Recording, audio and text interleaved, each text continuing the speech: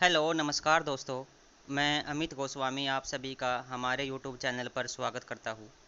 बात करेंगे SSC CGL 2024 9 सितंबर और 30 शिफ्ट में जो प्रश्न आपके एग्ज़ाम में पूछे गए हैं उनके बारे में। स्टार्ट करते हैं। पुरुष एशियाई चैंपियनशिप ट्रॉफी हॉकी के पहले विजेता कौन थे? तो ये प्रश्न आपके एग्ज़ाम में पूछा गया था कि पुरुष चैंपियनशिप जो होती है हॉकी की, ये पहले विजेता कौन रहे थे। इसके तो पहला विजेता इसका भारत था और 2011 में ये स्टार्ट हुई थी।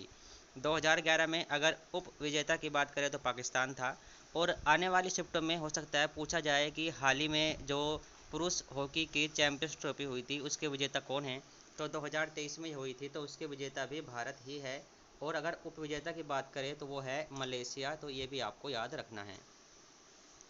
अनुच्छेद 77 का संबंध किससे है?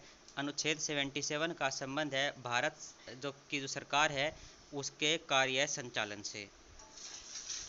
अकबर का वित्त मंत्री कौन था? तो अकबर का जो वित्त मंत्री था वो था टोडरमल। तो ये आपको याद रखना है। आने वाली शिफ्टों में अकबर के जितने भी ये नौरत्न थे, यहाँ से आपके एग्जाम में प्रश्न बिल्कुल पूछा जाएगा।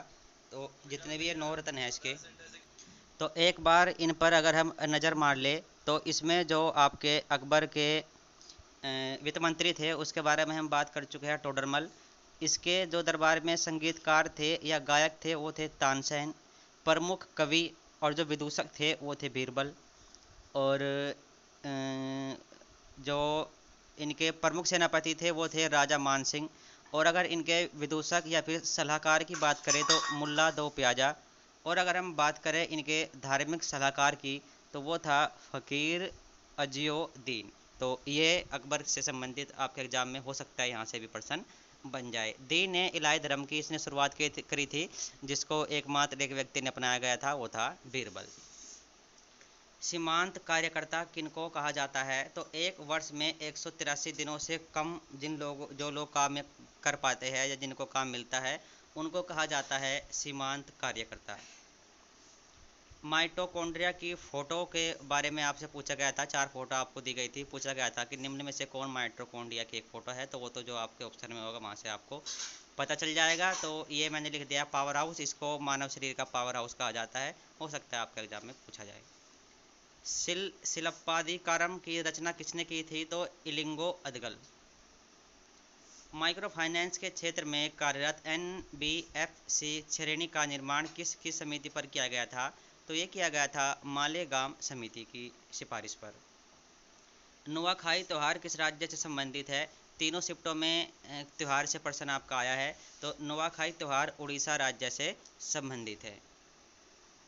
भारतीय रेलवे की कुल लंबाई कितनी है? तो 67,956 किलोमीटर है भारतीय रेलवे की कुल लंबाई।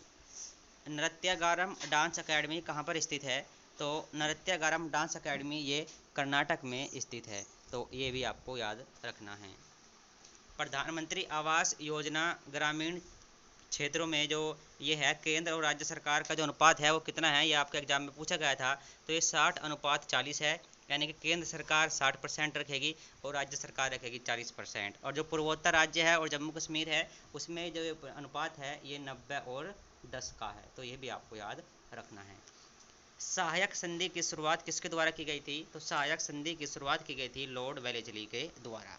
तो इस शिफ्ट में इतने ही प्रश्न मिल पाए जो आपके सामने मैंने रख दिए हैं। बाकी अगर आप एग्जाम दे करके आए हो और आपके पास और प्रश्न हैं तो आप कमेंट करके बता सकते हो। इस वीडियो में इतना ही। Thank you.